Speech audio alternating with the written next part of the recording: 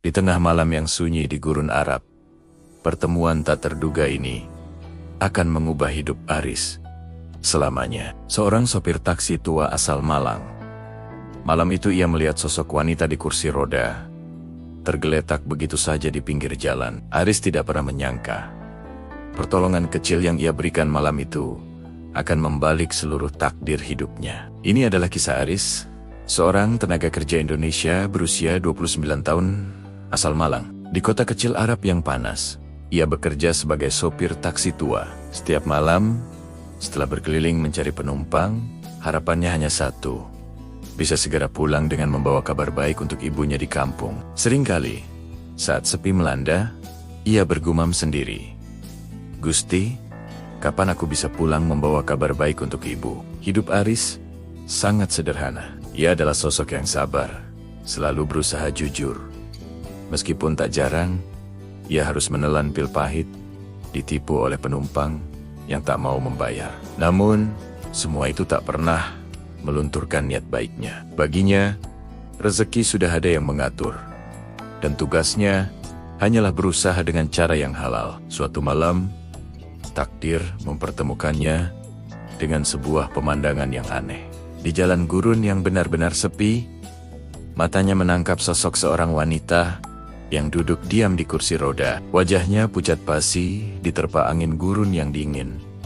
Rambutnya yang panjang terurai menari-nari di tiup angin. Aris sempat ragu, ada rasa takut, ada juga rasa iba yang menggerakkan hatinya. Apakah ini orang baik-baik? Atau jangan-jangan jebakan? Setelah beberapa saat berperang dengan batinnya, rasa kemanusiaan Aris menang. Ia memberanikan diri, meminggirkan taksinya, lalu turun menghampiri wanita itu. "Assalamualaikum, Bu, apa perlu bantuan?" tanyanya dengan suara pelan dan hati-hati. Wanita itu hanya menatapnya, lalu mengangguk lemah. Suaranya terdengar lirih, nyaris seperti bisikan, "Tolong, antarkan saya pulang." Tanpa banyak bertanya, Aris membantu wanita itu masuk ke dalam taksinya. Malam itu menjadi awal dari sebuah rutinitas yang aneh. Sejak malam itu, wanita misterius itu sering muncul di jalan yang sama, di waktu yang hampir sama. Selalu diam, selalu sendirian, dan selalu menatap Aris dengan pandangan yang sulit diartikan. Anehnya, Aris justru mulai merasa terbiasa. Bahkan ia mulai menunggu-nunggu kehadirannya setiap malam. Ada sebuah koneksi tak terlihat yang mulai terjalin di antara keheningan mereka. Hingga tibalah suatu malam yang akan menguji ketulusan Aris. Saat sedang mengantar wanita itu, tiba-tiba ban taksinya pecah tepat di tengah gurun. Tidak ada kendaraan lain, tidak ada siapa-siapa. Aris panik, bukan karena dirinya sendiri, tapi karena penumpangnya adalah wanita berkursi roda yang terlihat begitu rapuh. Apa yang harus ia lakukan? Meninggalkannya di sini tentu bukan pilihan. Dengan keberanian yang ia kumpulkan, Aris keluar dari mobil. Ia melihat sekeliling, mencari tempat yang lebih aman untuk berteduh. Lalu, tanpa berpikir panjang, ia mendekati wanita itu dan dengan hati-hati menggendongnya, memindahkannya ke tempat yang lebih teduh di bawah sebuah batu besar. Wanita itu tampak terkejut. Untuk pertama kalinya, ia berbicara lebih panjang. "Saya tidak apa-apa. Tapi, kenapa kamu mau susah-susah menolong orang asing sepertiku?" tanyanya dengan tatapan penuh selidik. Aris, sambil menyeka keringat di dahinya, menjawab dengan pelan dan tulus, "Karena bagi saya, hidup ini baru berarti kalau kita bisa menolong orang lain." "Bu," jawaban sederhana itu seolah menjadi kunci yang membuka sesuatu di hati wanita itu. Sejak malam itu, hubungan mereka berubah. Keheningan yang biasa menyelimuti perjalanan mereka kini tergantikan oleh obrolan-obrolan ringan.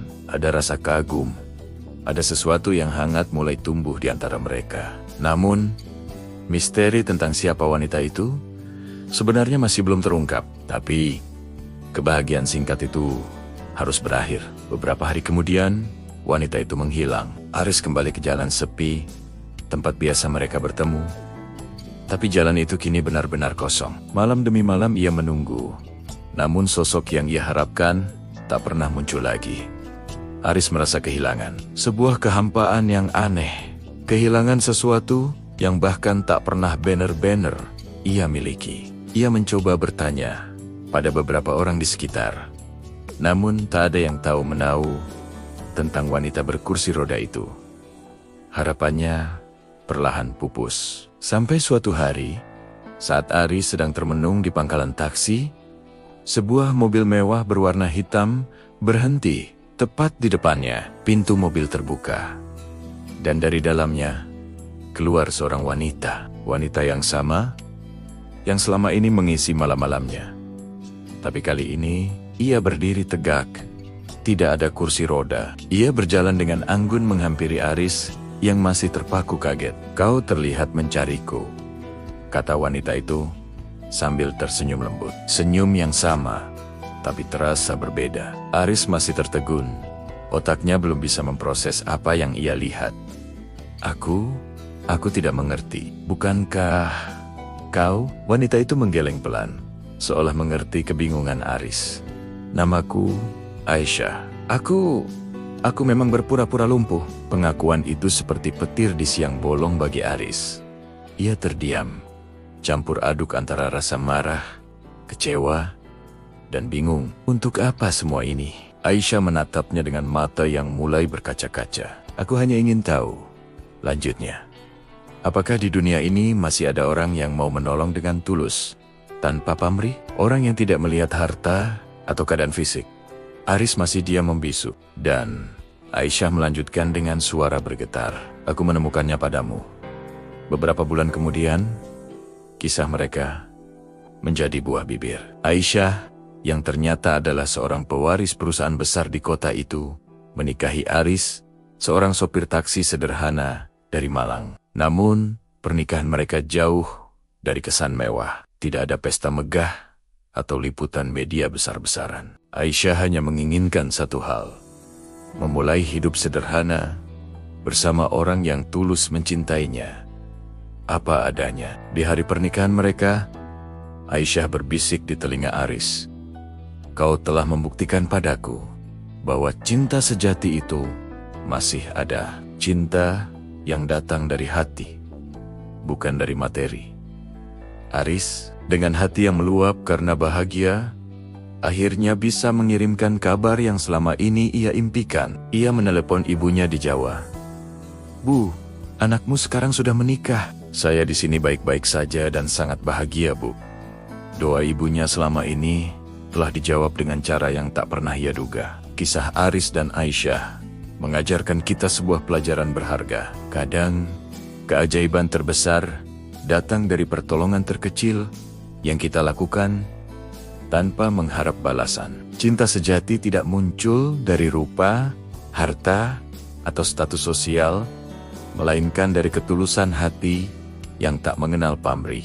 Karena keajaiban selalu datang kepada mereka yang tetap memilih untuk berbuat baik, bahkan ketika tidak ada satu orang pun yang melihat. Terima kasih sudah menonton kisah inspiratif ini. Jika kalian suka, jangan lupa untuk like, komen, dan subscribe ya. Sampai jumpa di video selanjutnya.